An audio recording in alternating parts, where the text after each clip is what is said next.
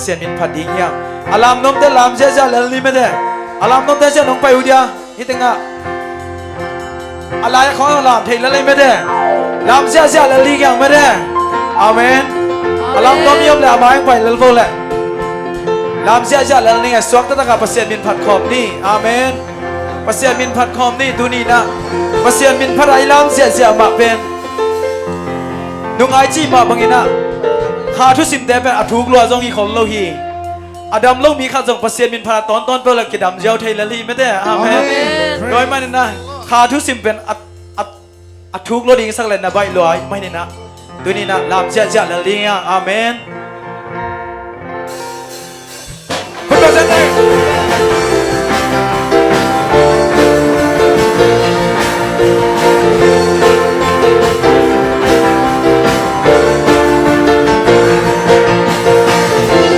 Satan hung hết chỉ phản dây sư hôn phát nhà rơi các quan lêu na kẹp bèn hông sợ sắc kịp một số nạn lại xa đi một số nạn chẳng tên hại là vì cha nghiêng tàu bà phá đi Satan hung hết đã cao kẹp bèn tu linh tông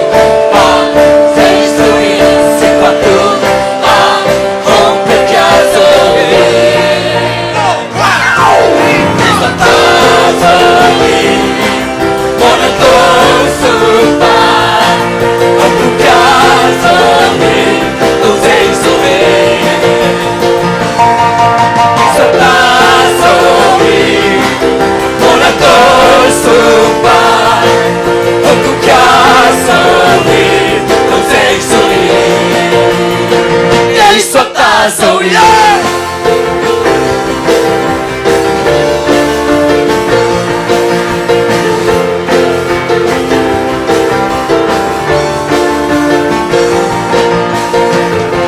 Satan hung hết chỉ phản dây xuống hung khai khả sơn các quan lêu na kẹp bèn hung do sắc kịp sơn một số nạn lại xa đi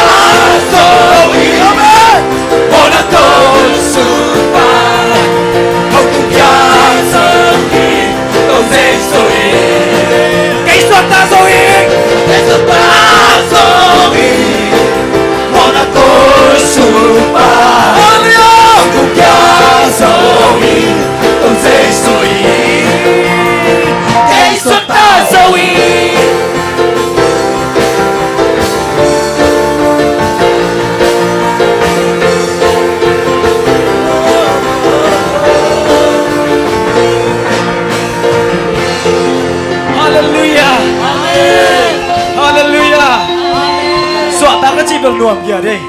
amen idam lo na ba idam jangan nop dan mah hebat le so ada ke chip le ngaji anak le nana lai ta le dam to kibangi amen to ina hoi pasien ni amen so sa pasien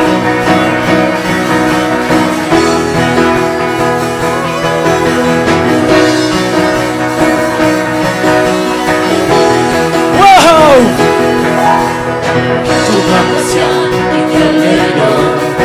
Marina lian yang sahila Aja jadi Sampai nanti lalu nampak pasien Amai kiri Terbang kita yang sahila come on Aku kita ikelelo hey Sekarang besok mulai tunas sahuli Aku Tuhan ahoy amen Bikin kelapan yang Sensum Fandang yang bawi Nami obatin Bina kebel Namun jauh Nami tangi Nangayang itu amen Pagyan nangun tayo Nalian bisento Bailang punte Nagusungong Ahoy pasyan Nangaringong tayo amen Pasyan Kikendelo Ay nalian Yezohilo Sampai mati ako Nagpapasyan praise the Lord napamita Napakita Yezohilo Nagupika Kilitelo Sinanong beso Rolay tumasawsawi amen Aton tunan na hoy Tumpa oh come on Bikin kelapan Sensual Vale Legen bawi Nami homban Mina kepe Nakong dau Nami tangi Nangayan hitopa Pangyan nagunday Nalian bisenso Mailang hunde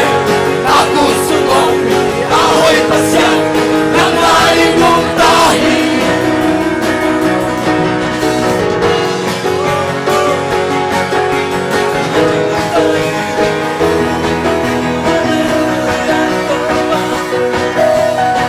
Wento kempel ng nauki Bahay natin ang kubyay Lalong si kempel ng nagkongiti Kepin leito kebel Wento kempel ng nauki Bahay natin ang kubyay Lalong si kempel ng nagkongiti leito kebel Leito kempel ng nauki Bahay natin ang kubyay Lalong si kempel ng nagkongiti leito kebel Leito kebel ng nauki Dahil natin ng kumbiyahi Lalong si kebel ng betong itin Palelay kebelin Namin hapan Bilang kebel ng kumbiyahu Namin tangi Nang nayan ito pa Pangyan na kunday Naliang Vicenzo Bailang mante Nabuso ko Ahoy pasyan Nangaring kong tahi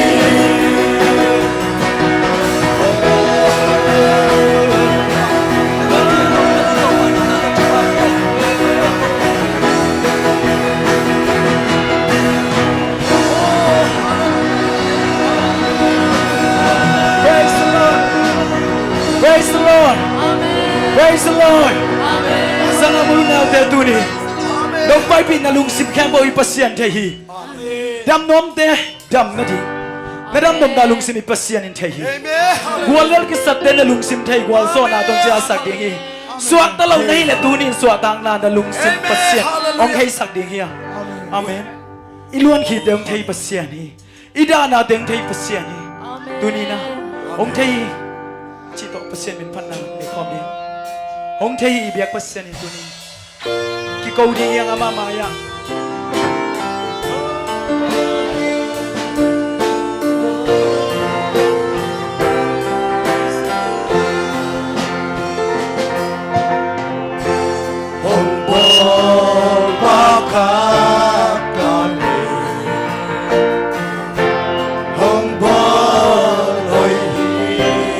praise the Lord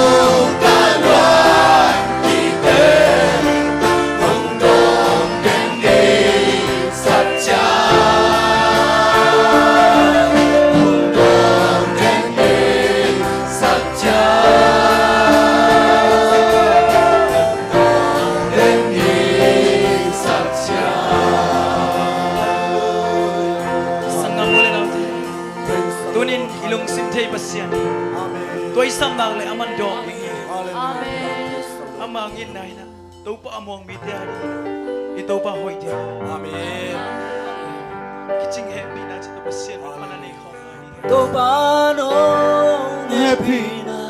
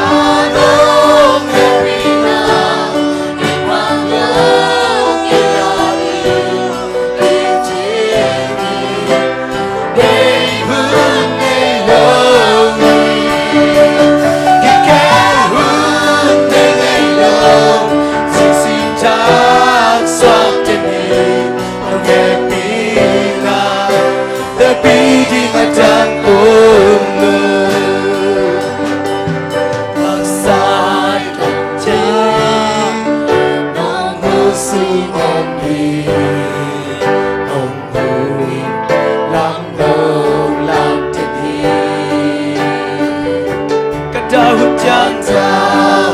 cha lòng hè em tình hi kỳ hà thì cầm lo quay về nắng nai tôi mãi nhớ về vì na vì mang lâu kỳ hà thì kỳ chi về hơn ngày lớn kỳ kẻ hơn ngày lớn sẽ xin thác giọt tình yêu nghe pina để pi chính ở thang ôm lòng kamay namun di kamay ng hun na kusong omhi ang suka lumwang ilomi o siyang ilong mo kya matali at tondo lumwang pinili Tupad ng happy na ipangloob kay ating ichili Bayhun ngay lowi Kikehun ngay low Sisim tak swap dagi Nung happy na Debiding atang onglo Nung panong e pina Ipanong kaya di Kichinghi Bayhun ay lowi Ikalhun ay low Sisimtang sa dindi Nung e pina Debiding atang Tumanong e pina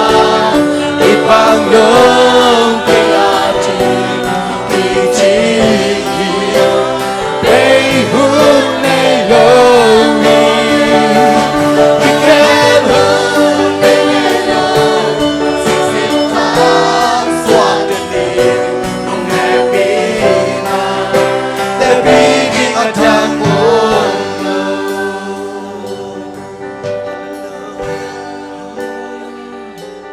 Sa nga mula na ito Tuni na katpe inuntak natin yung ngaya Isaiah So mga litum na china Tuni na Eite kil na hangin Jesu kisad Eite mo na hangin Jesu kisad ni mi Eite zong hal na hangin Aman na nasa natampit ang tuwag natin Mite en ngamlo zak sendingin se huay nomin Pampay na chilpi nate Tote kempu Jesu nang kaya ding ang tuwag sa kichi Tunin tote pom ding ang katpay Jesu ngin na katpay ngay sunding yam Patloin om cheding na yam Tunin pasyan ina At apait pen Jesu Nang kaya ding ang ngupkit nate Ngay sun leng ihoy mani kay isang ngamulo na Ongin na hangi zohi Ongin na kibi tuni Ongin na chiyang tan nei lohi Ongin na chiyang tan nei le tunin nang le kay balo khadigi Hoy na khatzong nei lohi ang sang ngamulo na Ihoy lo bima at apahangin hoy na natin Khatbay ngay sun Ilung sim kempel to Amamit pa na nei kong Giêsu lâu còn bỏ tôi đi qua ông hiền Giêsu ông cái lệ nắng lên cái tu này nè phá khem tung thấy tắc vì tiếng hiền Giêsu ông cái lệ nắng lên tung đi đi hồi na to phá khem tung thấy lâu đi Giêsu tung à bỏ tôi na về đi hiền Praise the Lord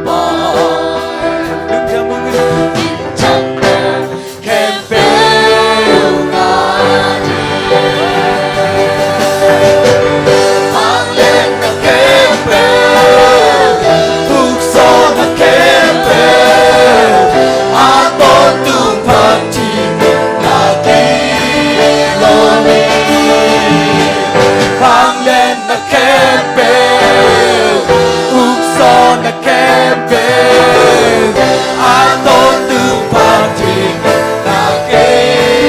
đôi vang lên là kem bên u son là kem bên a tôn tư pha trình là kê đôi vang lên là kem bên u son là kem bên a tôn tư pha trình là kê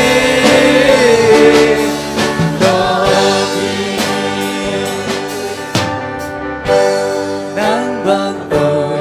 lớp nắng mang in ca lưng xỉm xỉm khá ấm kê praise the Lord a tôn tung in ca dân dân hà mù kênh nắng vàng ôm lơ uy nắng vàng ôm lơ uy nắng vàng ôm lơ uy bóng ba in ca lưng xỉm xỉm khá ấm kê a tôn tung in ca dân dân hà mù kênh nắng vàng ôm lơ uy nông nghe pina luôn tươi bằng yên hòa nắng liang hoa hàng ca trong rừng hắc san na ba a tôn tung nông ôm nắng vàng ôm lơ uy nắng vàng ôm lơ uy nắng vàng in ca lưng xỉm xù khá ấm kê a tôn tung in ca dân dân hà mù kê nắng vàng ôm lơ uy nông nghe pina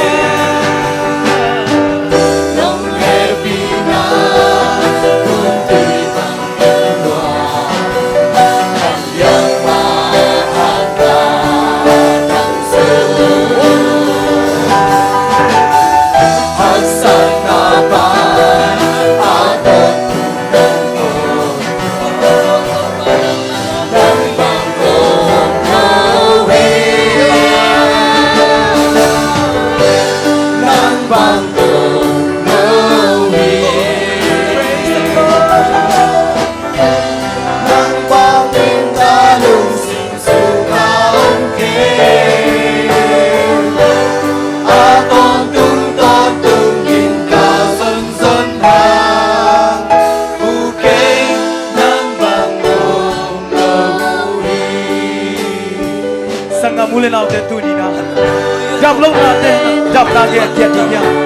sợ ta lôi tên sợ ta đang nghe đi nhá dây sư na còn tung tung ta là bu hi lôi na tu ni na lấy tung chi là sa dòng bu bia kia ama song khang na hangin dong na tei nga dây sư liang ba hangin dong na tei nga hi tu ni na men na thak te quan ni oh đi bia có xe lu lu câu ra xe đi nhá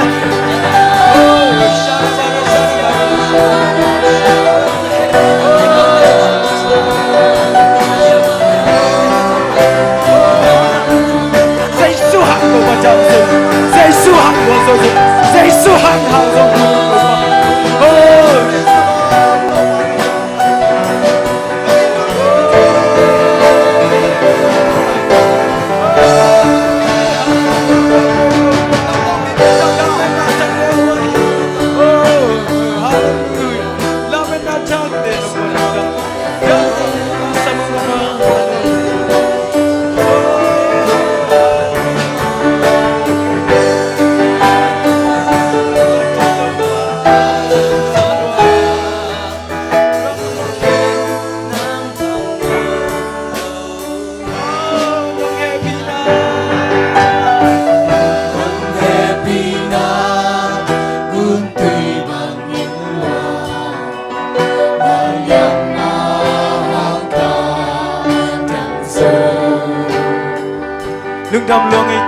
Jamna te long sia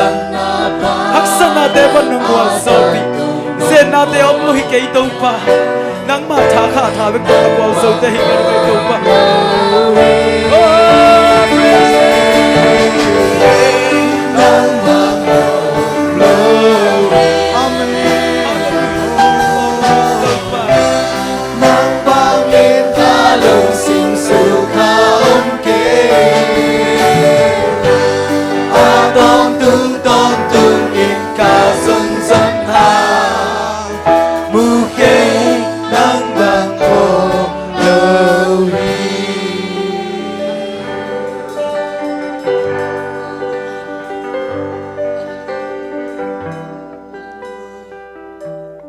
ตัวนี้นะ